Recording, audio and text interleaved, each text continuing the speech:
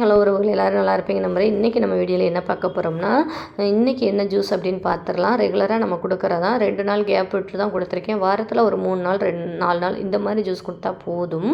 இப்போ வந்து நான் 2 நாள் கேப் விட்டுட்டு இன்றைக்கி ஜூஸ் கொடுக்குறேன்.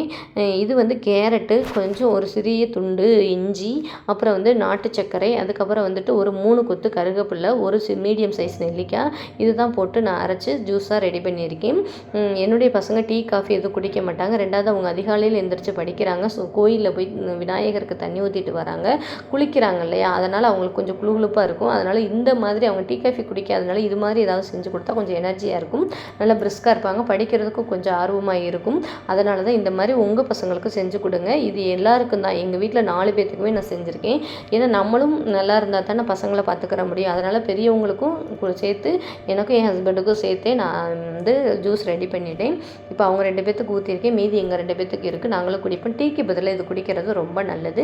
எல்லாரும் இது மாதிரி செஞ்சு குடிங்க, ரொம்ப ஆரோக்கியமாக நல்லா இருக்கலாம். தேங்க்யூ ஃபார் வாட்சிங் நண்பர்களே. இது மாதிரி பதிவுகள் அடுத்தடுத்த வீடியோவில் பார்க்கலாம். லைக் பண்ணுங்கள், ஷேர் பண்ணுங்கள், கமெண்ட் பண்ணுங்கள், மறக்காமல் நம்ம சேனலை சப்ஸ்கிரைப் பண்ணிக்கோங்க. பாய், மீண்டும் சந்திப்போம். பாய்.